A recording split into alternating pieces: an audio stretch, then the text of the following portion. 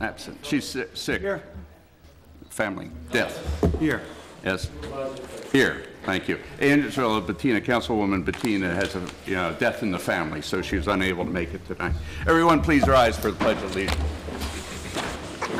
I pledge allegiance to the flag of the United States of America and to the republic for which it stands, one nation, under God, indivisible, with liberty and justice for all. Thank you. Please be seated. Next item is a motion to adopt the agenda. I don't have any other changes. There's one item later on because of progress made that I'll move the Wendy Smart litigation settlement proposal to executive session to talk about settlement terms. Other than that, I have no other changes. Mr. Supervisor, I just have one other thing to discuss. Okay, sure. An executive session, which will have a brief Okay. resolution. All right, move to accept. A second? No, second. All in favor? Aye. Any nays or abstentions? The motion passed. Next item is a motion to acknowledge, the minutes from the last meeting. Seconded. All in favor? Aye. Any nays or abstentions? The motion passed. And now we'll move to the public portion of the meeting. Is there a motion to open the public portion? I'll move it. Second. All in favor? Aye. Any nays or abstentions? The purpose of the public portion is to give anybody that's here in attendance tonight an opportunity to talk about the specific agenda items that we have. We have a list of resolutions that are actually, I think now 6 in number, because one of them, I understand we may not have gotten a bond proposal. So you have an opportunity to talk about those or some of the other items that we have on discussion. If anybody's interested, then please come up to the podium and identify yourselves, your name, and that you're a resident in the town.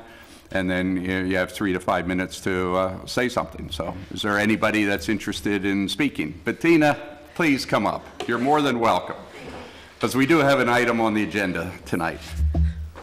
Hi, my name is Bettina Berschetti. I live at 15 Cindy Lane. I thank you so much for getting this bid. I really appreciate it and all of the support that you guys have been giving us. I do just have a couple questions. In reading the bid, where it listed demo work, it didn't seem like the concrete curb was going to be removed, which seems confusing to me. My understanding is that the concrete curb is disconnecting from the asphalt and raising and shifting, and that's why the crack is happening.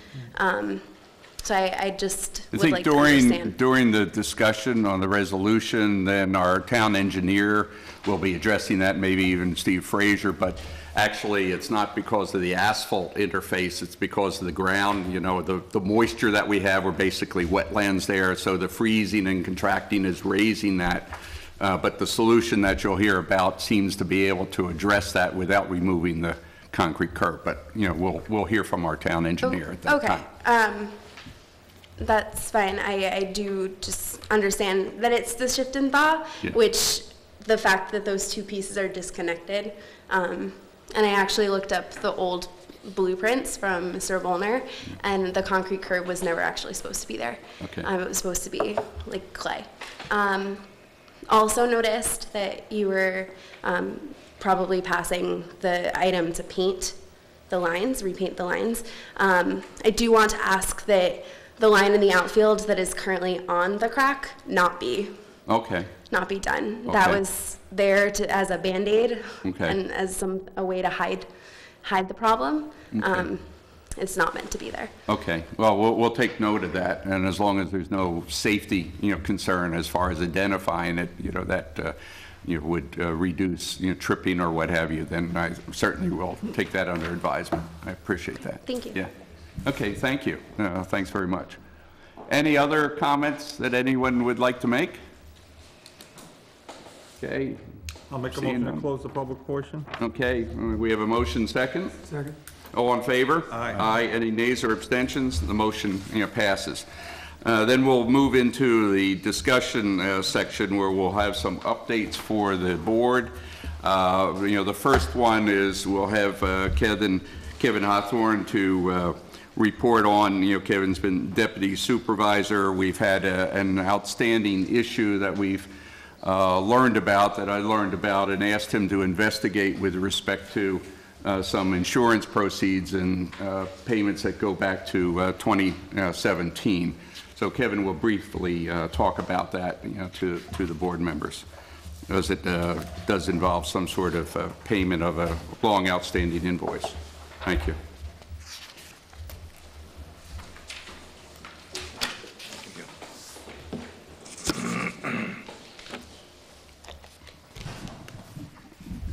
As announced, I'm Kevin Hathorn, Deputy Tenant Supervisor. Been working on the ServPro issue for the last couple of months. As you can see on your first page, in early 2017, there was a motor malfunction within the air handling system, which generated smoke and sooty residue throughout the town hall ventilation system. It's reported that the town hall walls and floors were also significantly affected, but remediation was a separate insurance issue. So this report doesn't address that issue at all. A request for proposal, otherwise known as an RFP, was drawn up on March 17th, 2017, and revised March 24th of that year. Only one company replied according to our records, and the RFP item 3, referring to scope of work, required that all ductwork be cleaned. A confirmation was offered by ServPro of Western Dutchess County on April 2nd of 17 by Liz Jenks, who is the ServPro office manager. Details of the work proposed are also provided, entitled The Cleaning Process, showing the first page of the process. The work was done according to the Department of Labor timesheets covering 4 days by 4 men, also showing their Social Security account numbers. An undated original invoice, written in longhand, was submitted sometime in 2017, listing all the items worked on. Earlier this year, at our request, Liz Jenks of ServPro resubmitted a typed form town voucher detailing the work that was completed. The voucher was dated 3/20/19 and requests $19,500 for work completed on air handlers 1 through 5. Upon our investigation, it was learned that an insurance check was issued on 12/18 of 18 in the amount of $7,800 to the town by New York Municipal Insurance Reciprocal. This money sits in our insurance recoveries account. We attempted to determine the nature of the town's 2017 claim, but no evidence has been found.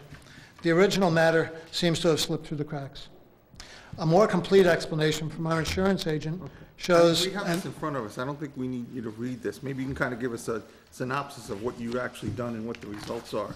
All right. I can read this myself. Okay, I was just getting to the last page, and what that says is that while we had ordered ServPro to clean all 5 air vents, the insurance investigation found that only 2 vents needed to be cleaned. That's why they ordered a check to be cut for $7,800. We need to check further with that insurance group, which is Property Claims of Right Public Entity. Find out what exactly is behind their claim that it was only 2 vents that needed to be cleaned. Regardless, my recommendation is that we pay ServPro $19,500 because it's work that they did. Now, we do have the money in the HVA maintenance account. What we don't have, we'll take from the fund balance at line A0917 and transfer it. It's a matter of about $400. But I recommend that we pay that $19,500. Okay.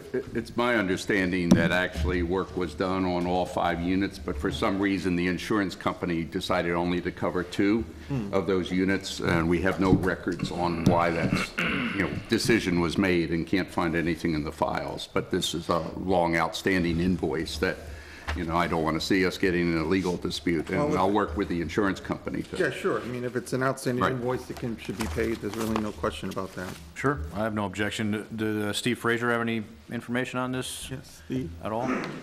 I wasn't involved in the details on it, but I did offer Thank you. the information that I did know for him to put this report together. So on the cleanup, you weren't involved in that? No. That was, that bypassed you? Okay. There were a couple incidents, if I remember correctly. This was the one that generated smoke, but there have been some other issues regarding the HVAC over the last number of years that may have required those other units to be cleaned. that might not have been associated with the incident that occurred. So I don't have an objection to paying this. There were a number of HVAC issues during that time frame. So if this brought those back to the level that they should have been, I certainly don't have an objection to it. There was another claim also for a leak that happened in the supervisor's office where water had come in through the window and caused damage to the office. So there were a number of claims happening too. This outstanding invoice was dated December 18th of that year, probably during a transition of administrations, and that's probably why it didn't get paid. 2017. So we, or 2017. So we do need to pay it nevertheless. And I asked Mr. Frazier if, with respect to our cleaning ducts, that they were adequately cleaned, and whether is there a need to go back and re-clean them, and, you know, he felt no, that at least they probably could last a couple more years. So it seems like it was taken care of. Yeah, so I mean, I would just write off the additional cost above and beyond the insurance receipt Right. as preventative maintenance, to be honest with you, because it needed to be done anyway. So I'll move that we pay the $19,500 as recommended from the A-Fund HVAC Town Hall line.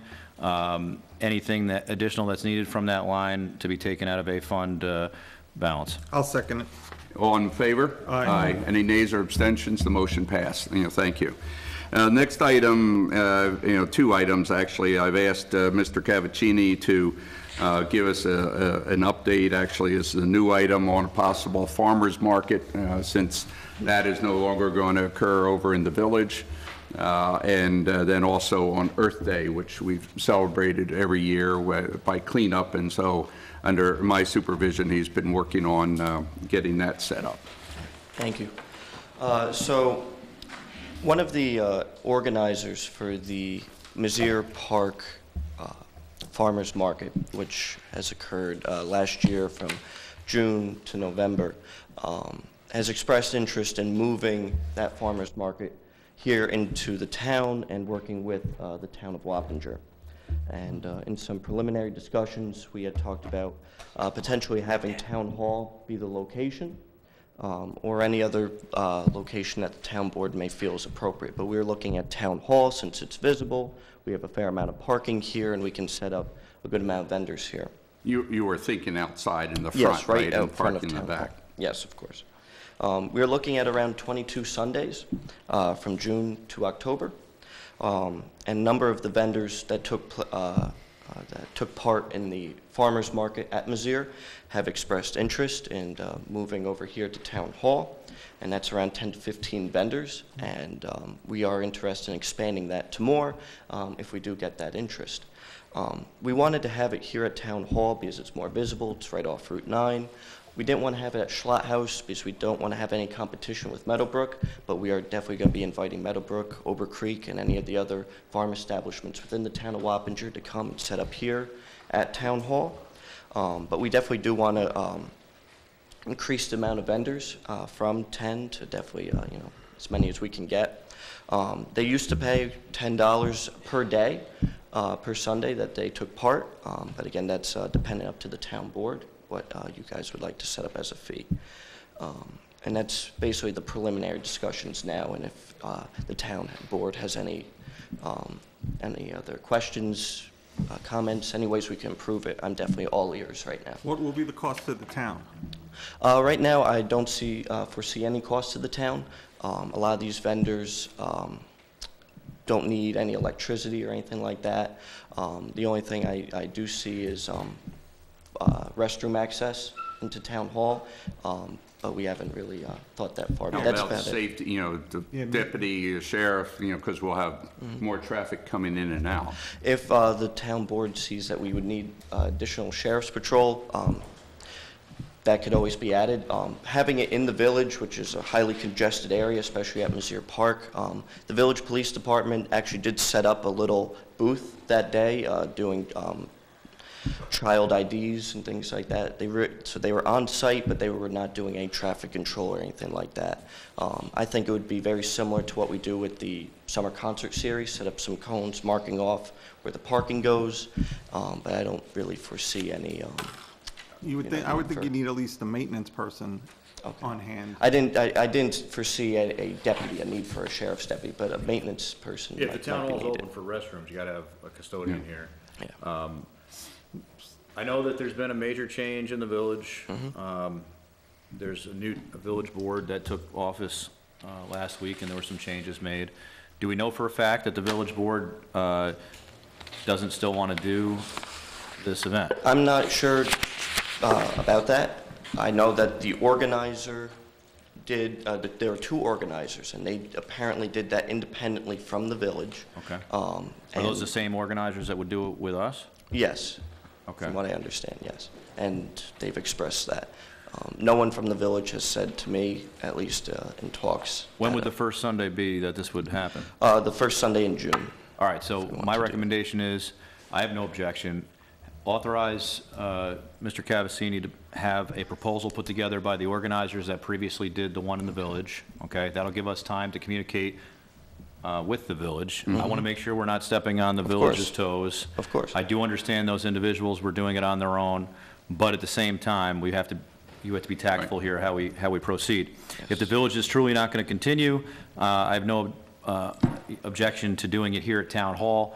I don't think we need to have a deputy specifically assigned to this. I do and paid. think we need Steve Frazier to get involved as far as Right. maintenance. I do think, though, that if we have a town patrol unit that's already assigned on Sunday, that it should have a presence here throughout the day. I do think, as Councilman Cosmas said, we should make sure we loop in the supervisor of Buildings and Grounds. Maybe this could be an opportunity for a Buildings and Grounds person that wants to work during that block to be the custodian or the person that's, responsible for making sure the town hall is maintained properly. If it gets to be a big event, then I would also look at exploring getting porta-johns, rather than having the town hall open. Right. But, we can see where this goes. I know that in the village, it was starting to get really successful, and it's unfortunate that it's not going to continue there. But I would be willing to look at a proposal by the individuals that did it in the village, how they would do it here. Okay. And I would also leave the charge per vendor up to that proposal. Let them, they know what the market rate is. They know how much the pickle guy is willing to pay to be there, those types of things. So I totally support this as long as we're not stepping on toes. Okay. Very good. Okay. Okay, and I think, Bill, you made a motion. So I Is move there- to authorize Mr. Cavassini to solicit a proposal from the organizers of the previous event that was held in the village to put together a similar event here at the town hall property. I'll second it. All in favor? Aye. Any nays or abstentions? The motion passed. Thank you, Joey. Thank you.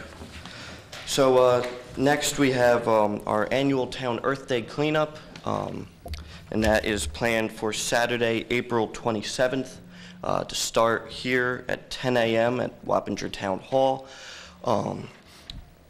Right now we've solicited for volunteers on our social media and via flyers and emails and media such as that. And we've gotten a pretty good response actually so far.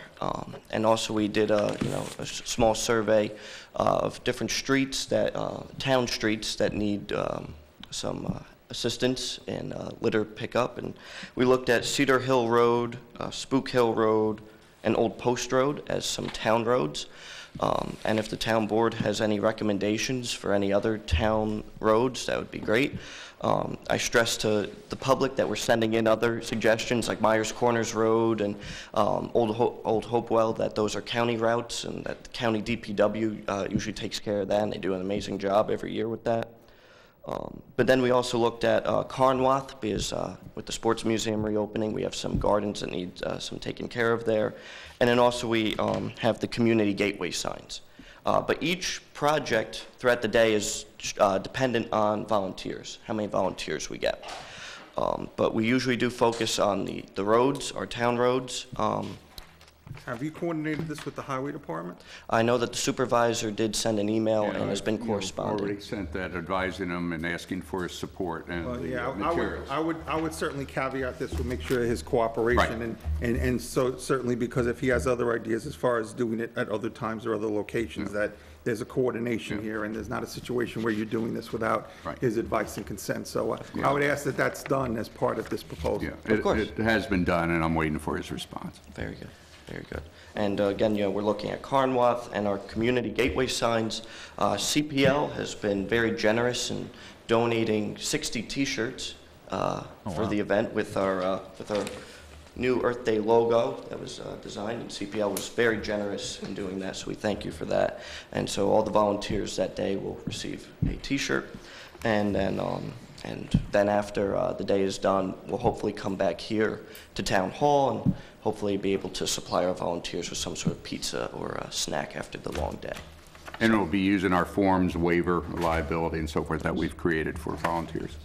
So, We really want to make sure that those that are working on the roadways are properly marked and identified. we do have vests. ANSI vests should be used.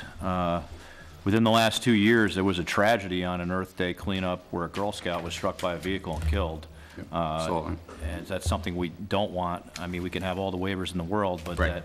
that we cannot afford to have a tragedy like that occur. So this needs to be organized in a way that we have individuals that are responsible, making sure those folks are not going to be in the roadway, because that's my worst fear is something like that happening. Yep. I know that this is a county road, but my pet peeve of this season, which I will get out there myself and do this, is Myers Corner. You know what I'm talking about. Oh, Myers absolutely. Corners Road between Route 9 and Losey.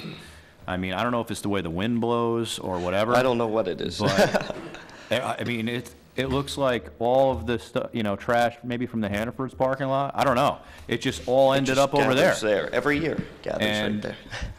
I'm also going to talk to the zoning administrator again about number 16 Myers Corners Road, which looks like a junkyard. They are being evicted. Okay. They have a dumpster there and cleaning out the house, and so we already ticketed them and went to the landlord, and are being evicted. Okay. So we had a brush fire there the other day, which was a cigarette flicked into the garbage that's in the front lawn. So they had the garbage on fire in the front lawn, which, should have let it burn a little bit, but they put it out quickly. So the garbage is still there. But, all right, good. Well, that's good news. yeah, Let's taken hope that care when they of. get evicted, all the Right. junk goes too. Yeah, well, I hope we're so. making sure of that. So, all right, good. But, I think to your point on Myers Corners, since I have a meeting coming up with the DPW commissioner, Yeah. I'll ask him about that. Tell them I'll meet them out there on the 27th. Yeah, oh, I'll do the same thing. I'll say, we'll bring our pickup. I'm in Balkine. We'll handle Absolutely. that. Absolutely. All right. So otherwise, if the town, so we'll be working more with the highway superintendent, definitely get his involvement more. Last year and the year before, Mr. Patino was very great. Yeah, and I gracious think in after what working with Councilman us. Beal said, which is even more important, that you coordinate with the highway department and with the Absolutely. deputy sheriffs to make sure that safety is utmost concerns, because I understand it's important to clean the roads, but certainly the residents' safety is utmost out of all of that. 110%, absolutely. Yep. Absolutely. Okay? If you can, once you put this all together, if you can email the town board how it's evolved. The final layout and. So that we can see how it's coming together, and we will have due notice on everything that's happening that day, so we can be out there. Yep. Absolutely. Great. Well, I hope to see you all out there. Yep, you will. Thank you. Very good. Thank you very much. Okay. Thank you. Okay, next, Mr. Gray, and, why don't you come up, and why don't you handle both the HVA system upgrade on Wood Hill, Wildwood, and then I can join in with that, See, Wood those Hill is discussions. also under, I Yeah. think, for special consideration. Yeah, We'll do so it. do them both, Do it now. or do actually, all the points that, Okay, you I'll have be there. brief. On the HVAC, sometime last year, I think we were authorized to go ahead and design a system for the town hall that would provide much better control. Each office in the building will have its own controls. The other very large problem is that there's no heat in the hallway in this building. You see, in the wintertime, everyone has their doors closed because it's cold in the hallway.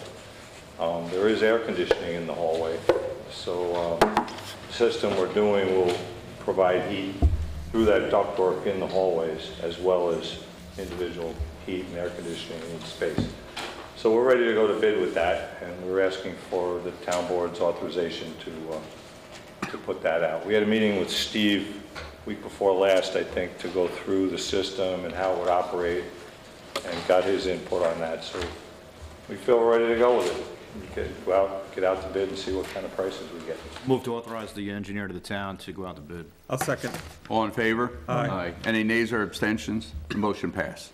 Thank you. My other item is the Wildwood wastewater treatment plant in conjunction with the Woodhill Green wastewater sewer plant, wastewater treatment plant. Treatment. excuse me. Mr. Rand was involved in this too, wasn't he?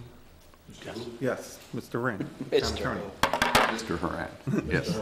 Yeah. Yes, he has been, and still will be very actively involved. Sound like one word, Mr. Rand. Yeah, that's what I was wondering.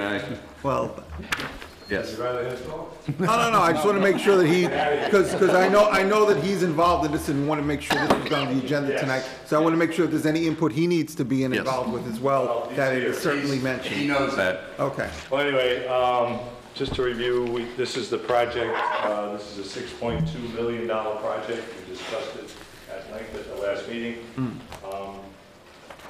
If we applied for a EFC grant for this, there was a grant of $2.48 million awarded. What you have in front of you is... And we applied for another grant as well, which we did not get, but we were just below the cutoff point. Yeah, and we're going to reapply for that grant, which has the potential for actually doubling the amount of money that we're going to get. But what you have in front of you is a letter from Environmental Facilities Corporation, EFC, and these are items that we need to move on to keep this grant alive. The deadline for an agreement between the town and EFC is May 2020. In my conversation with EFC, they would like to see all of our information into them by January of 2020, giving them enough time to get all the documents together so we can move ahead. There's a number of items here that need... Let me just add some more information, is that also last week, myself and Mr. Gray, Mayor Matt Alexander, and several others, we had discussion with, the folks about the grants. And actually, they said that we were very high rated. It's just that there were several projects that required, tens of millions of dollars to be spent, but they felt very confident that we would be able to get more money. Since then, we've had some other internal meetings on working it out, and basically the application we submitted last year, can be resubmitted with some changes, and Bob's going to address some of the things that we got from the letter. There, there's a number of copies. This list, and Tim Boone is here from our office, and Tim has a lot of experience working with the EFC over a number of years. And as he says, the more of these items we can knock off and get into them, it just elevates us in the process. So we'd like to get these things underway. I guess the thing that we need the town board to deal with primarily is this issue of the bond and getting that. Right now we have an intent to bond, I believe. That's correct. That The we board did passed before that the last year. application. That's right. So we need to take that to the next step. Not that we're going to implement that bond, but we need to show that the town can do it or would do it in order to keep the grant alive. As I said, there are other grants that we're applying for, and to get this net cost down as much as we can, and then factor all that into budget before we move ahead with any bonding or any borrowing and authorization of the project. But Jim, do you have anything? You have this list. I think. Sure. You want to talk about? Actually, one of the introducing some of issues, these items? there's a threshold issue unrelated to Bob, which is that since I switched law firms, Lisa Cobb of Wallace & Wallace is representing the village and has represented the village. So right now, two different attorneys from Wallace & Wallace are representing the parties on opposite sides. Pursuant to the rules of professional conduct, it is, in our opinion, a waiver, a conflict of interest which may be waived. The interests of the village and the town are different. However, there is no insurmountable conflict of interest here, and it's our opinion that I can diligently represent the town, and Ms. Cobb can diligently represent the village, as we have been for 2 years, basically, on this. Rather than switching horses in midstream, we would respectfully request that, based on the situation, it's not prohibited by law, and that neither side is asserting any claims against the other. So under the rules of professional conduct, it is permissible for the town board to consent to the conflict of interest, knowing all of the facts that are currently before it. And should the town board authorize a resolution, which would be signed by the supervisor on behalf of the town board, that conflict could be waived. So I would ask at this point in time if the board would be amenable to granting that waiver of conflict of interest. By the way, I thought you were going to bring this up, which is why I referenced you at the beginning in the first place. I knew it was something you needed to bring up in order to go forward. So just for the record, that is why I mentioned Mr. Rand at the beginning, because I wanted to make sure he was involved in this conversation for that very purpose. I've reviewed thoroughly, the project and the materials, and I concur with Mr. Rand, one that understands the rules of conduct as do you. Yes. I don't see any, conflict at this point in time. If there were to be one, then we would address it. If it were to arose. I know we have some issues and areas with respect to our relationship in the village, which Councilman Beal has brought up, and we will, be addressing those. But I also recommend that at this point in time, we authorize, this waiver. Yeah, I concur with that assessment. Certainly, if circumstances ever change, certainly notify the board immediately, but as of now, I concur with the supervisor and with your recommendation or your proposal that we continue as is with the village and the town being represented by Ms. Cobb and yourself. I will yield to the attorneys on the board for a motion. I'll make that motion. No, I'll second. All in favor? Aye. Any nays or abstentions? The motion passed. Jim, will you write up the appropriate documentation for the town Submit it to the clerk? town clerk. Okay, thank you very So much. having obtained that waiver, I will now opine on the issues presently. One of the things that is listed in the letter from EFC is regarding a 202B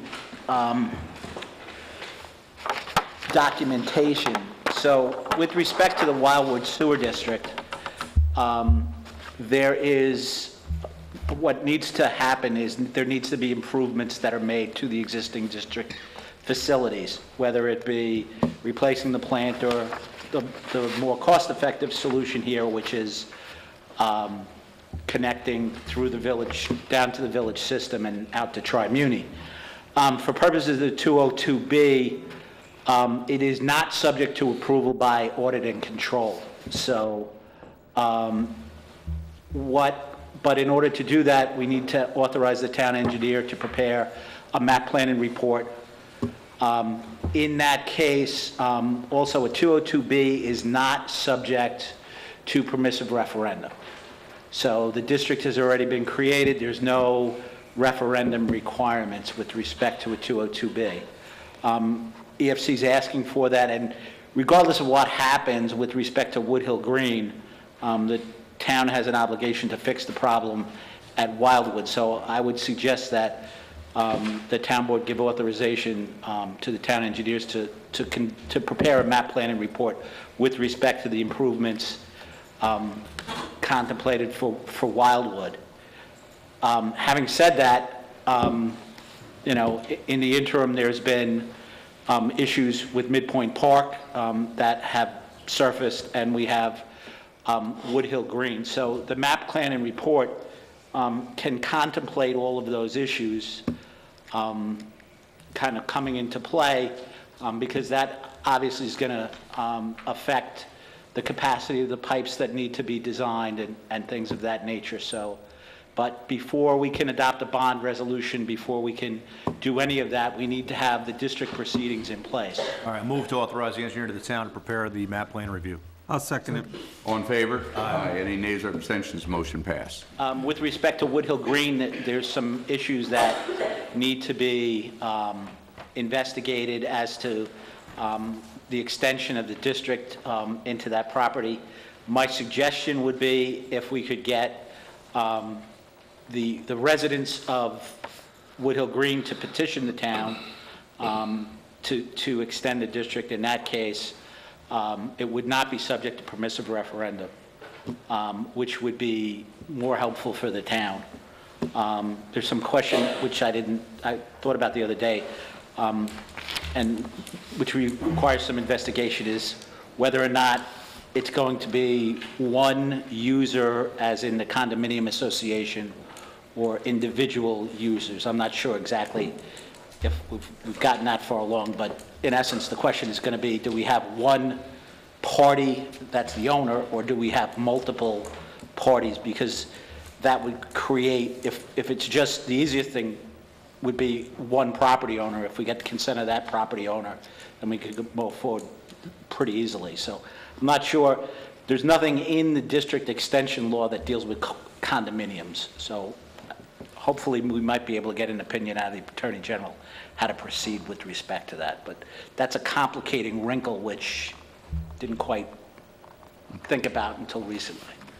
But with respect to some of the other issues here, they're pretty much in line with most of the requirements regarding EFC funding. There will be minority and women business requirements on the bid proposals. There's some requirements regarding sources of materials and things like that, which are, common in all of the various grant applications. One of the things that we've had, and Bill can testify to this with respect to tall trees, different grants have different requirements. Some grants can be used for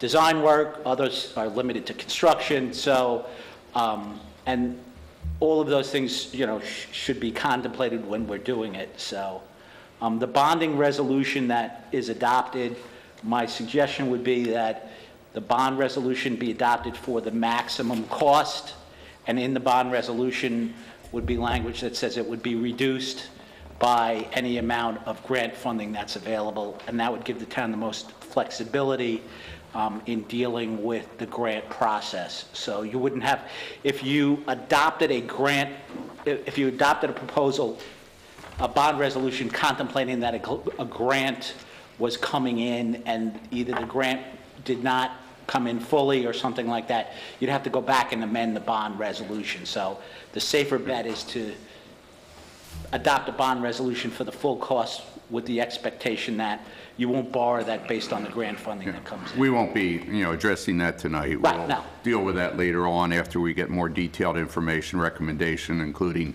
looking at tax cap effect and other aspects of the bond, so.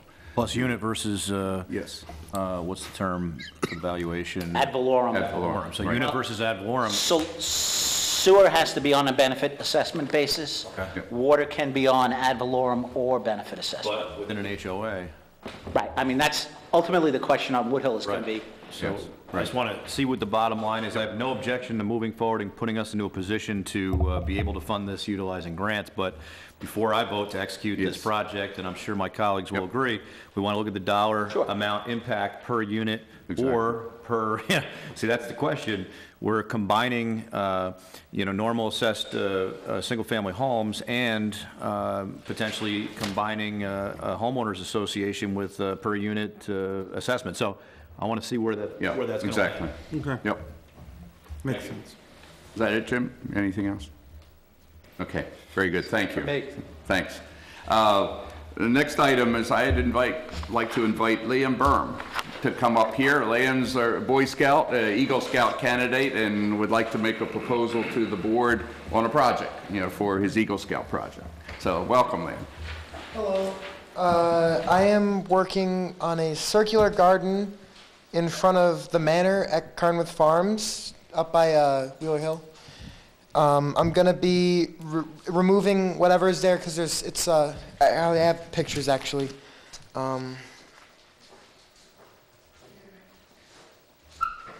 Thank you.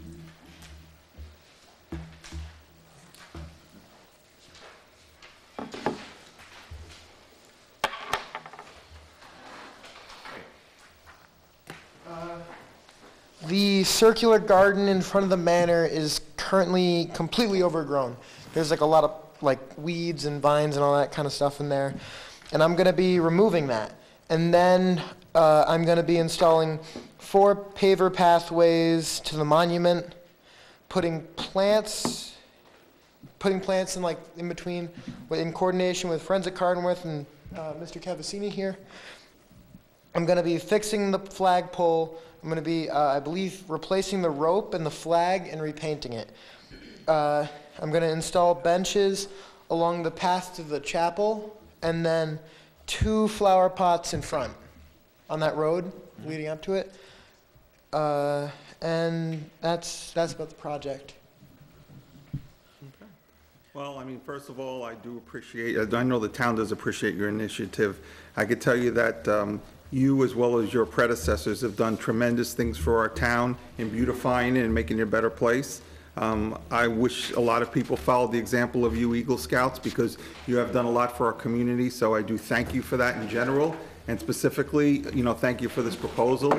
Certainly, we can discuss it more. Just want to make sure that, you know, obviously we do it in a way, I obviously going to stay away from the mansion, I'm assuming. Yes. Okay, that's the first thing. I just want to make sure that's the case, but anything we can do to assist you in that endeavor, I'm sure the rest of my town board members would agree.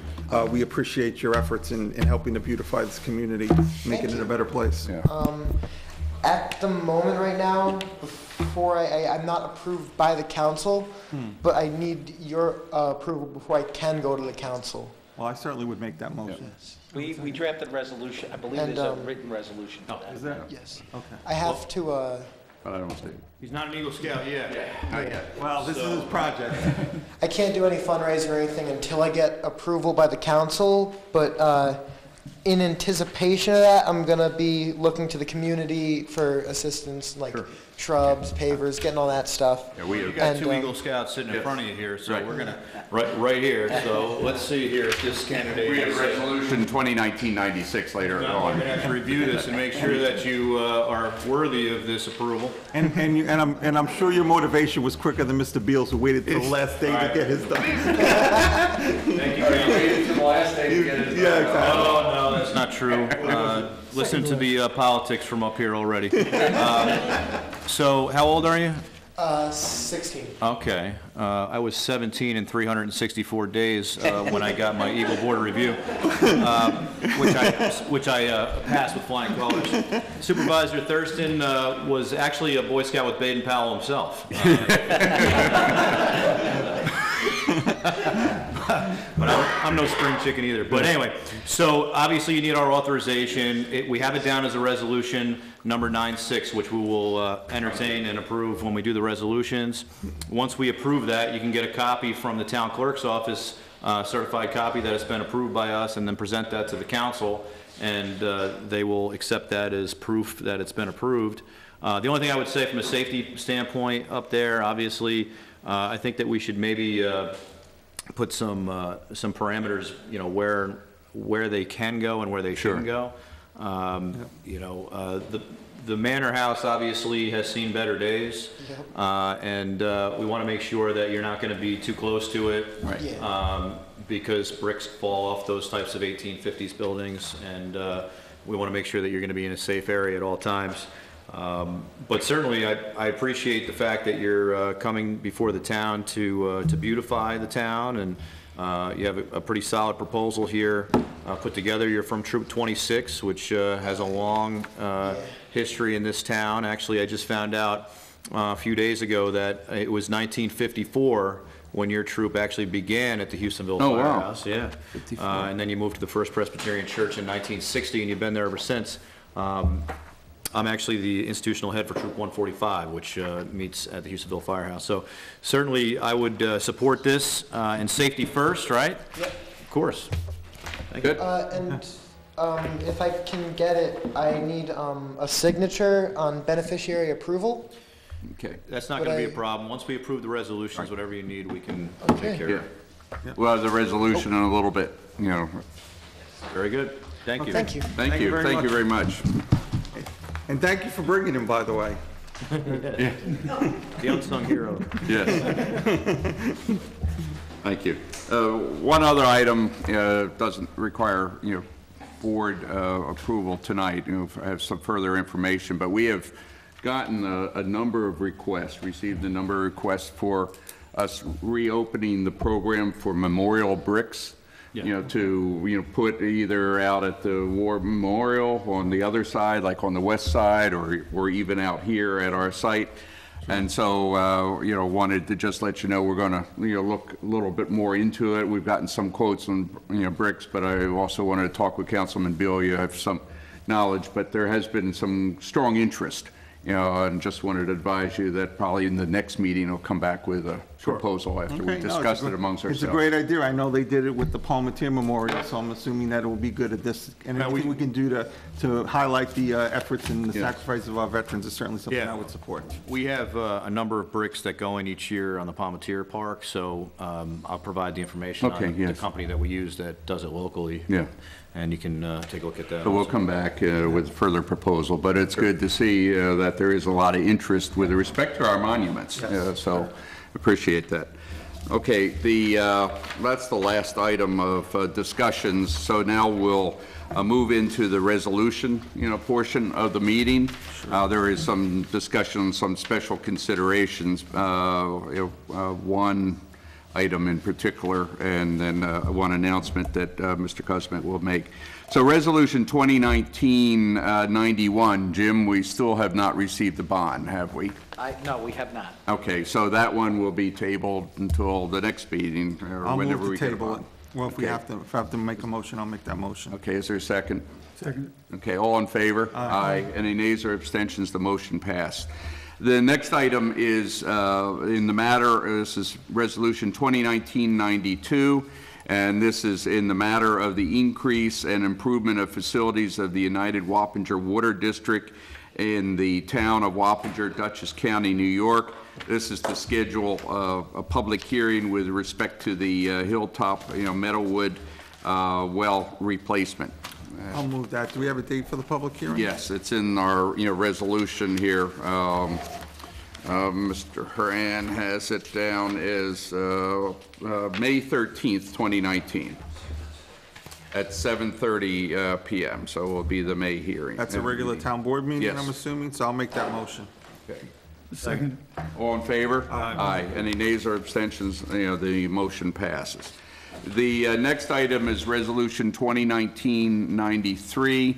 This is a resolution authorizing the transfer of funds for tennis court maintenance.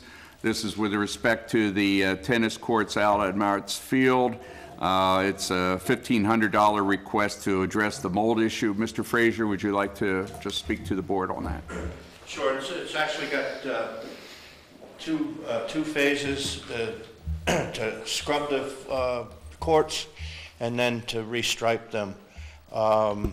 And I did the estimates on that, and I'm short the $1,500 in there. The request is to move from Parks contingency into the tennis court line, so I can get that done. Yeah, I certainly would make that motion. I appreciate your efforts in maintaining that. I was one of the many things that I wanted to make sure we got accomplished when I was on the town board, and we made sure we got those tennis courts, so I want to make sure they're also being maintained. So I do appreciate you taking the initiative to present this resolution, and anything you could do to continue the maintenance would be greatly appreciated. So I'll make that motion. Second.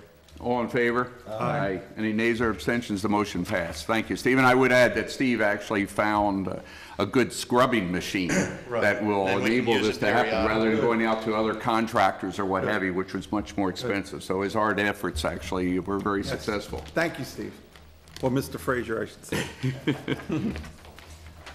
The next item on the agenda, is item 2019-94. This is resolution authorizing the town engineers to investigate grant opportunities for LED lighting at Robinson Lane. This was discussed in the overall presentation that Mr. Moot and Gray provided to us at our last meeting. Mr. Moot, would you like to just speak a few words on what you want to try to accomplish here? Thank you. So last board meeting, we presented a bunch of potential grant opportunities relative to the list of capital projects that were out there. I got a list of electric basic meter use by the town per site, and it looks like there's roughly 26 various meter usages across town properties relative to lighting districts, sport fields, town facilities. So we're taking that group of data and breaking it up into different subsets. So the bigger one is Central Hudson relative to lighting districts. So that's a separate discussion on what has been done and what can still be done. But more relevant is the sport field lighting. A lot of your parks have that. A lot of that's outdated, and those are big energy consumers. So what we're proposing is to basically work through the grant program. We'll get, like Musco Lighting is a pretty well-renowned sport field lighting manufacturer, provider, and they actually have an inherent program in their corporation there to help fund projects like that. So what we're proposing is to basically coordinate with them, package, you know, several of these parks to see what the best economic solution is through the grant program. Yeah, we've been talking about doing this for some time. I'm glad to see we're moving forward with this. Certainly LED lighting would certainly be more energy efficient. Right. And we talked about the cost of this lighting in the past, so I think this is a good initiative. I certainly would support it and make that motion. I'll second it. Are there any credits from Central Hudson or anything like that available? We're going to talk to them. Like, we started talking about the lighting districts, and there's some initial work done. And I guess Central Hudson maybe changed some staffing around, but that's like one of our first bigger meetings to have relative to the lighting districts. All right. We can certainly, I broached the subject with them for the sport field, and it sounds like it's an up-and-coming market for them, where I think probably Musco, they do it in their sleep all the time. So. Also, further to that, Councilman Beal, I've had discussion with the principals at the hydroelectric power plant in the village, and so they're interested in getting a sign up. I'm waiting for a proposal, but it wouldn't really cost us anything, but would have a 10% credit against the Central Hudson as well. So at the next board meeting, I anticipate presenting something on that. Yeah, I'd like to explore that. Yeah. And if you talk to Victor Narkaj at Central Hudson, he's our point of contact. We just did a number of streetlights on Osborne Hill Road and Ketchumtown Road that are now LED, smaller head, more efficient. So he had mentioned that there might be a program to do even more. I believe we signed a contract a few years ago that as they replaced the Cobra heads, they're now putting LEDs on them. Yeah. So as we move toward more and more LEDs in the town, perhaps there could be an opportunity for, you know, some sort of credit. Thanks. Yeah. So I seconded that. Okay, all in favor? Aye. Aye. Any nays or abstentions? The motion passes. The next resolution is 2019-95. This is a resolution authorizing the repairs to the field service at Inspiration Field. Mr. Gray, would you like to give some comments, and then Mr. Frazier also can join in? I'm going to yield to Mr. Moot. Okay. I think he has more direct knowledge on that. Yes, hi. Okay, so Challenger Field was a CPL project done by Mr. Bollner, which you mentioned earlier. That field is basically a pervious pavement system. It's designed, it looks like asphalt, but it's designed to allow water to penetrate through the surface. In a typical installation, it's a system, and the outer fringes of the system are a concrete curb, which creates like a barrier between the pervious stone that the pervious pavement is over top of. All this media has to allow water to penetrate and dissipate. I was just texting Mr. Bollner during this meeting to get up-to-date information, but apparently the funding for the project, it was underfunded, so the surface had to be installed in 2 seasons. And the final season, I think, even because of a funding shortage, did not allow for an entire outfield surface to be installed. So that pulled this curb in a little bit more closer to the infield, and the curb did create a separation between the way the pervious pavement behaves and this concrete curb, which goes a little bit deeper. As Supervisor Thurston mentioned, we're in a floodplain, a high groundwater table, and we're thinking that this kind of inherent feature in the soil is going to not easily be rectified. So I reached out to Copeland Coatings. John Copeland is the owner. It's his system. He's the expert. It's not like you can go get somebody else. He actually installed this system, and I shared photos. I had a discussion with him. I got to find out if he actually went to the site, because he said he was going to try, but his interpretation was it was a separation along this curb, and that his fix was a little bit labor intensive, almost like surgery, because you can't impact the rest of the surface. You want to make it look like you can match. So I forwarded the information to Steve, who I guess talked to him and basically got a quote to do the repair.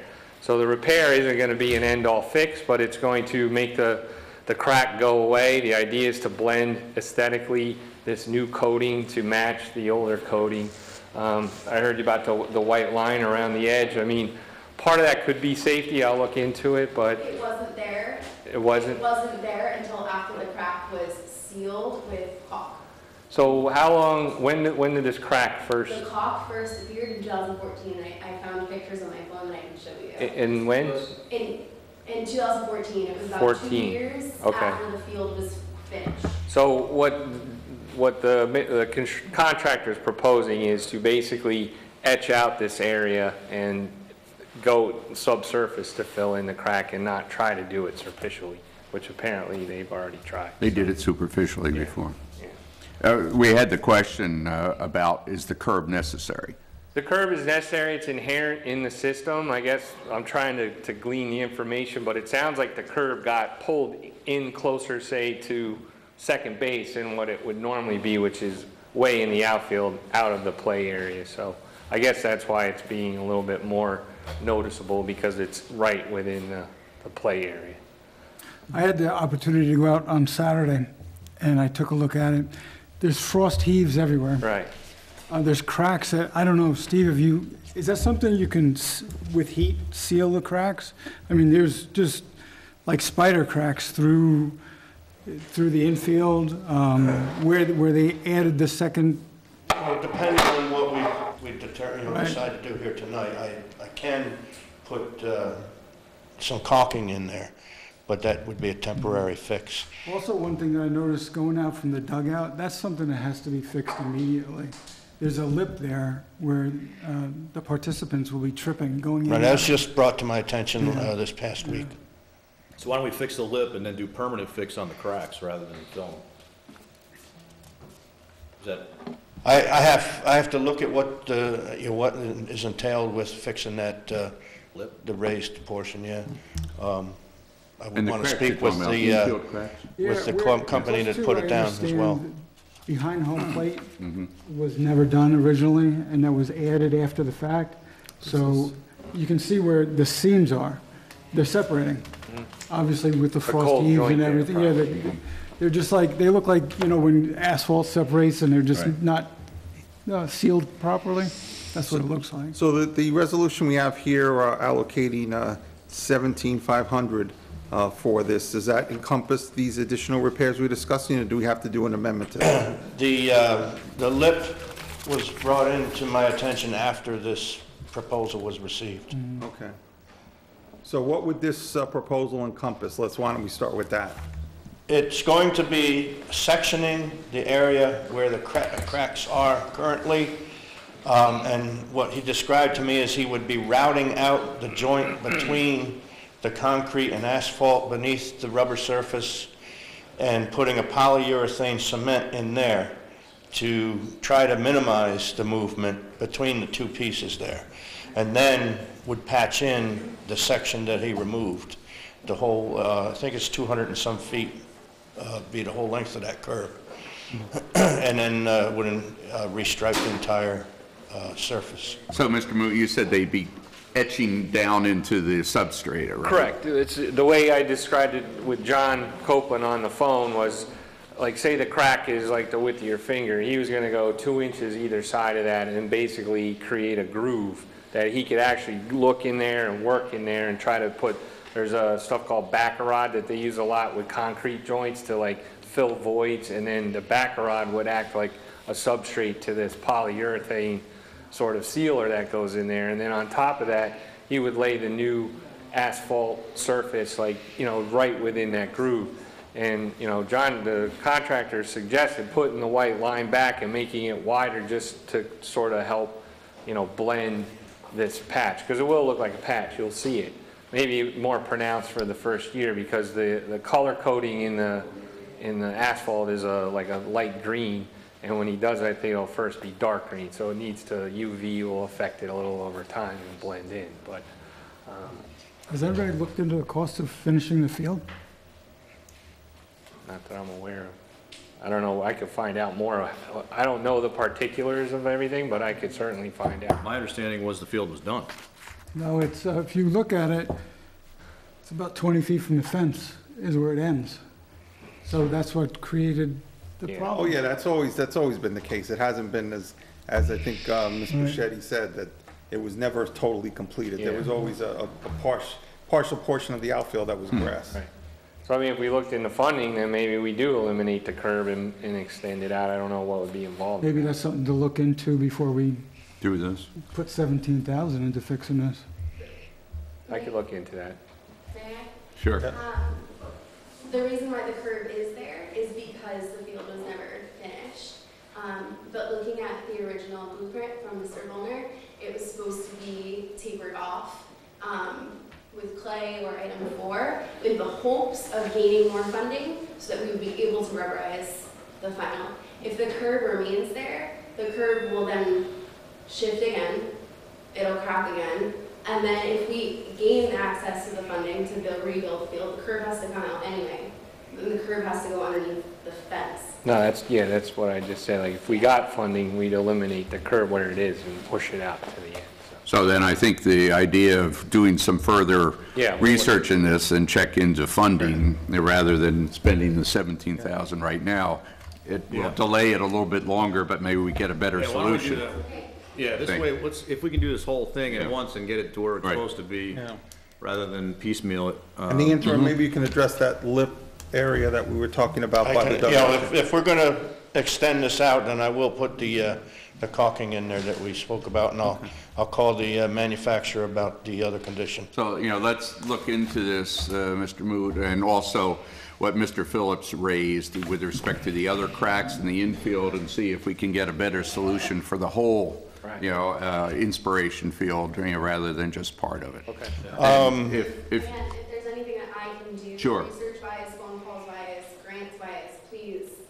I think in light of your knowledge of the grant sources, that would be quite helpful, and then working with Mr. Moot, on that, so we can identify that more quickly. Ms. Bichetti, I think that would very much help us to move this along, because I think the board would like to act as soon as possible on getting this fixed, so you have a safe field to play on.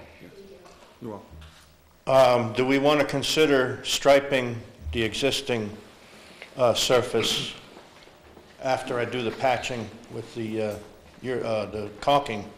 The striping then would probably help Let's to... ask our proponent here, supporter. The bases and the foul lines are looking very dull, so if that's possible, that'd be great. But So that would help hide the patches as well. I believe the quote on that was 2,500. 2,500 is what you had in this resolution for that. But do you want to wait, as far as the caulking, the lip that we're talking about outside the dugout, is that something That's you have something, monies I'm in going to your- speak to the contractor about that and Okay. find out best how to handle that condition. Okay. Yeah, because you have to look at it, Steve. Right.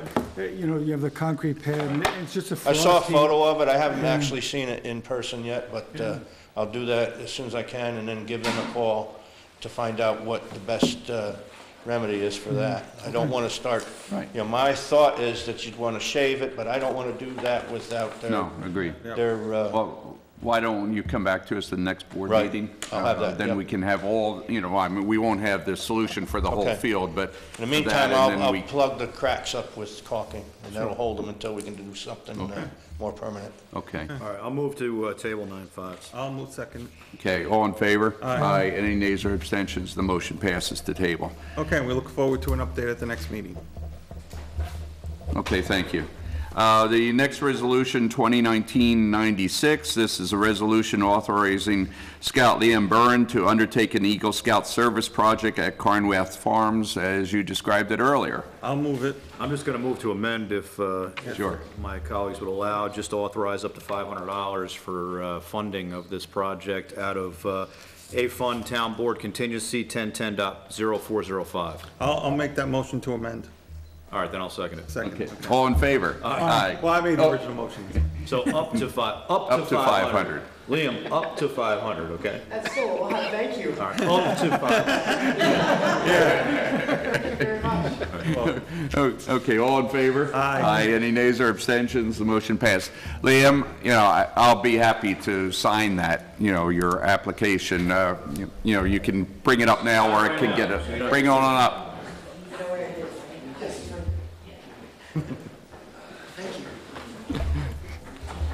Thank you. Let's see, where is the line? And this one, okay. Okay? Thank you. Okay. Good luck to you. Good Good luck. luck. Thank you. Thank you very much. The next resolution is 2019-97. This is the approval of the correspondence log. I'll move it. Second. All in favor? Aye. Any nays or abstentions? That motion passes. The next section of the meeting is some other, special consideration, new business. I'd like to ask Councilman Kuzmic to make some statements with respect to the upcoming event. Sure. Yes, as Recreation Liaison, just wanted to let everybody know that once again, we're having our annual Easter egg hunt at Martz Field this Saturday at 1 p.m. It's always been a great event. Every year we seem to get more and more people. We have had good weather, knock on wood, hopefully we will again. Martz Field is a great place to visit if you haven't visited already. As you mentioned before, we mentioned before, there are tennis courts there, but in addition to that, we have a great pavilion, basketball courts, playground, so it is a great thing to bring your children to. It's always a great event, so I encourage all of our residents to come out. They generally do, and one of the reasons why we have such a great town and such involvement in our events is because of the residents. So I do look forward to seeing you, and I know the town board as well is very supportive and will be there as well to support this event. So we look forward to you being there as well. Just want to make another honorable mention to the Little League. The Baseball Little League did have their opening day last Saturday. We were all there as well. Once again, the weather was beautiful and it was a great event. We do appreciate all the volunteers, certainly the volunteers at Inspiration Field that are here today. Thank you for all you do, because obviously those children would not have a place to play if we didn't have the volunteers that supported that activity. Also want to thank the president of the Little League and all the volunteers of the Little League, because it is a great program for the youth of our community. And I don't think we would have such a great community if it wasn't for our residents supporting all these events and volunteering. So I want to thank you for all you do, because we do a good job because of what you do to support us. So thank you very much. I'm sure I speak for the whole town board when I say that. Yes. I did try to convince Councilman Kuzmic before the meeting to dress up as the Easter Bunny, but he decided, to pass this year. Yeah, maybe next year. We'll see. Thank you. The next item for discussion is to talk about Myers Corner Road water main. Mr. Gray. Yes, again, last meeting, we discussed one of the projects was Dutchess County DPW is reconstructing Myers Corners Road from Route 376 to All Angels Hill Road. Actually, they started the project already. It's I think you have a problem hearing. Sure. Yeah. Take the one off the podium. Yeah, or go to the podium, even better. Folks at home can't hear what you're saying. Exactly. Yeah, everyone wants to hear your My beautiful voice, Bob. my understanding is the project is a 16-month project. The firehouse and the mosque at the intersection of Myers and All Angels are interested in a new water main, water service. So it just makes sense to us to look at installing water main while the road is being reconstructed, and saving the money of having to deal with blacktop and tunneling and various things like that. So what we're asking for tonight is to move ahead with the design and the drawings, and Supervisor Thurston is scheduling a meeting with Mr. Balkind, our DPW Commissioner, to get this project dovetailed with the construction project of the road. And having the design underway will give him a lot more credibility to getting this done for the town. So we'd like to move ahead with that design. I move to authorize the the engineer to the town to move ahead with that proposal. I'll second it. All in favor? Aye. Any nays or abstentions? The motion passed. Thank you. Just a question, so the water main that exists right now only goes to DeGarmo Hills Road, is that correct? The water main exists, yes, to DeGarmo Hills Road, serves DeGarmo Plaza, and properties to the east. So we want to go west from DeGarmo Hills Road to Myers, or to All Angels Hill Road. Correct. So that's, how many feet are we talking about? 1,000 feet of water main. And approximately 1,000 feet of water main these days runs, I'll put an upper budget of $400,000. okay, all right, so And under. I was going to say, that's also will be beneficial for the New Hackensack Fire Oh, Department as well. absolutely. They're very Yeah, I want to interested make sure in that this. Yes. that's clear Yes, too. I mean, that's, there were two catalysts to this. One was the firehouse, and the other was the mosque. Yes. And we've talked with both, and they're very interested in this and probably even helping toward the project. But there would be a district extension of the United Wapager Water District for all the properties Right. from DeGarmo to All Angels. And All Angels has pipe in the ground already? No, this would bring water to an area where there is none. Okay. The other thing is, this is a precursor to, there's another project being planned on Old Hopewell Road, 2 years from now. There are areas of Old Hopewell Road where people have requested water and sewer. And it just, we prepared, a few years ago, estimates for water main and sewer main to fill those voids and be able to serve people that have requested water and sewer. So I'd like to see us make a decision on that before that project starts. Yeah, in fact, I had a couple residents. This one's underway, and we're kind of under the gun. Sure. A couple of residents came in the other day about that, because in fact, you know, in a couple cases, their wells will then be relocated, you know, basically by the road extension underneath the roadway, so the accessing our water is going to be very important for them. Yeah, we've been keeping track of requests where people request water and sewer service in the water and sewer department. We're trying to keep a record of that so we be able to make a decision when we hit a critical mass of people that want water and sewer to go ahead with an extension. Very good. Well, we do know certainly that the water main exists near DeGarmo Plaza.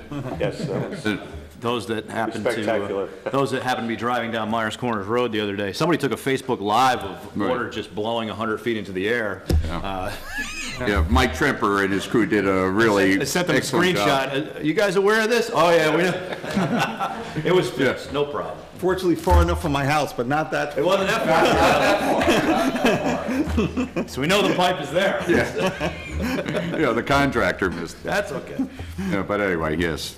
I just have, if there's nothing else, I have something. I had one more. Go ahead. You know, thing.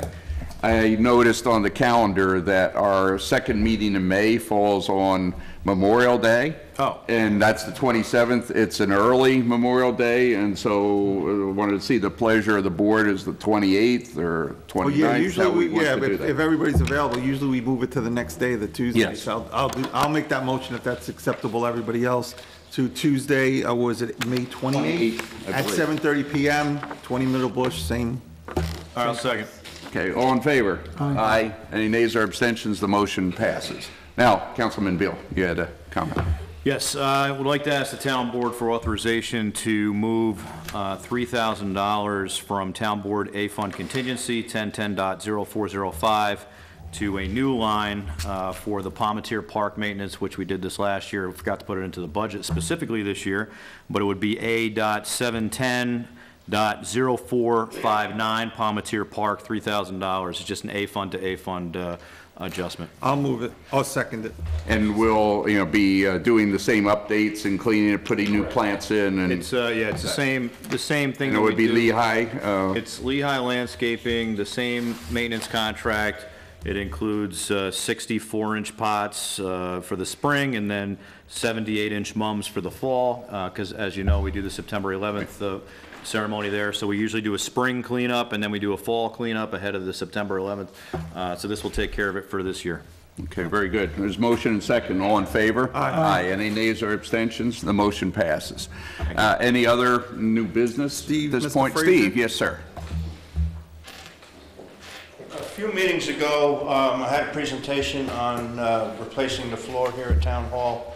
I just wanted to get some clarification from the board on the direction to go with that.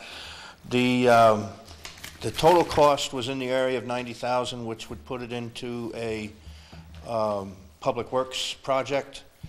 I spoke with Frederick. That would need to come out of the unallocated funds and get moved into building maintenance. The other alternative was to do a portion of the job at $30,000. So I just... And that portion would be which one? Would be the common areas out in the hall and lobby. I would feel more comfortable when we get closer to the third quarter to looking at that type of expense to make sure that we're in a position to entertain that in this fiscal year. If we're going to do it for $90,000, I want to make sure when we get to, you know, that time period, that we have that money available and ready to roll. That's where I'm at personally on this, because we didn't budget for it specifically. Right. Yeah. I think where we see the revenue coming in and other aspects of it, I think would be helpful. Okay. That's just my personal opinion. Yeah, no, I concur. I just needed to, Yeah. I didn't want to leave something left behind. I mean, I'm assuming there's no exigent circumstance that would dictate us No. doing it immediately. No. Okay, then I would agree with Councilman Beal. Right.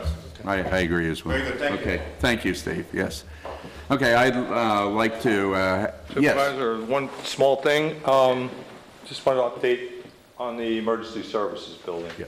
The generator was put into service Friday. Works fine, no problem. The shared neutrals, the separation of the circuits is underway. We expect to be completely done by the end of this month. very good. Okay. Thank you. No more change orders. Not yet. Well, we might have one. We might have one to reduce. We might have one to reduce the cost of the project. So what we should do then is look at, I know there's been discussion about looking at landscaping. Yes, we're, you know, well, next board meeting, you have a proposal? Yeah, we should talk about that. Is there electric out to that pole out there? Which one? The flag pole out in front? The light that's on top, is that solar powered or? Yeah, it's solar powered. We need to pull lights around that It's because, pretty pathetic. well, they look good for the first year. I mean, we've used them before at other parks. They look good for the first year, but then they just start dying because the battery just, you know, doesn't hold up and they get weathered. But we should look at, I know what you're saying, we should look at lighting that properly, those flag poles out there. We did get a proposal for that a year ago, maybe 2 years ago, and it was in the neighborhood of a couple of $1,000, and it was deemed too expensive. Well, as part of the exterior beautification, Correct. perhaps we can look at that again. Yeah. Why don't you take a look at getting, Steve, you know, some estimate on that, and then when we put together the landscaping proposal, we'd enclose that. Because now we're in a position we can look at those types of things. Obviously, the last couple of years, we haven't been in that position. Yeah, we can, I'll dig out the old proposals. Okay, thank you. Yes, Mr. Rand. Just to the Palmetier Park issue, I got a call today from Matt Davis in Dutchess County Department of Public Works regarding the abandonment of the roadway there in conjunction with Old Hopewell. I got it right here, I got to look at. There's a resolution on the Dutchess County Legislature agenda this evening, which authorizes the abandonment of approximately about 100 feet of roadway, which was abandoned by, it's the right-of-way of Route 9 prior to 1968. It was abandoned by the state to the county. The county, the rest of old Route 9 was abandoned to the town, and the county retained about 150 feet, which they never, I shouldn't say that, the state retained 150 feet for potentially either it was a mistake or it's unclear why they retained the jurisdiction. But earlier this year, they abandoned that to the county, and the county is now adopting a resolution to abandon that stretch to the town. Once the work is finished on the old Hopewell Commons, and Sergeant Palmetier is going to be rerouted so that the intersection will be opposite the entrance to Hark Plaza. That strip there adjacent to the park is going to be abandoned to the abutting property owner, and the abutting property owner is going to, as part of the development for the lot that is created, put in some parking for Sergeant Palmetier Park associated with that, in essence, where the current road is right now. So the county had asked if we have a resolution from the planning board, which doesn't necessarily address the abandonment, and the request was that the town board adopt a resolution in support of the abandonment of the roadbed from the county to the town of Wappinger. So I would just ask that the board adopt a resolution recommending that Dutchess County abandon that portion of the right-of-way that was abandoned by New York State to the town of Wappinger. So should we do that as a formal resolution at the next meeting, or should we do that now? We can do it now, and I'll draft a resolution and provide it to the county clerks, to the town clerk, so that he can send it up to the county. All right, so I'll move that the town of Wappinger support the county's resolution to the state's abandonment of what's left of the former old Route 9. Okay, he'll put in more artful words. Right, legally you know what I'm artful. saying? Yeah, we know. Second it. All in favor? Aye. Aye. Any nays or abstentions? The motion passes. Now, real quick, if everything sounds perfect with this, okay? I got the plans here, I'm just looking at how they're gonna run the road. If there's any way that you can figure out how to get the Verizon trunk lines moved that run through at about 15 Yeah. feet, Yeah, those you know those if there's any way that we as a town have an ability through franchise agreements or through right-of-ways or Is it easements. on our right-of-way? I don't know, you're the attorney. Especially after, If there's a way Get to that. have that adjusted with the flow of the new road, it's not gonna be a quick fix, but it would be, from an aesthetic standpoint, it would greatly improve. plus one of the poles is leaning a little bit. Yeah, because it's old, they're old. Do we know they're they're actually Verizon poles? My understanding is the poles probably are Central Hudson owned now, but they're carrying Verizon, utilities. Oh, so the low-hanging one is Verizon? Oh, yeah, Okay. they're really low, so, There's some provisions in the highway law that authorize the relocation of poles. okay. So to the extent we do that in the moving of the right-of-way, Right. I think that would be. That's what I'm saying. Okay, great, that'll greatly improve that. Okay. Okay, thank you. Okay, we had a motion and a second. All in favor? Aye. Aye. Any nays or abstentions? The motion passed. Any other new special business? If not, I'd like to move to go into executive session. We have two items. One is a lawsuit settlement, and the other is an employee-related matter. I'll move for those purposes. Second. All in favor? Aye. Any nays or abstentions? Motion passed. And Rebecca, good timing.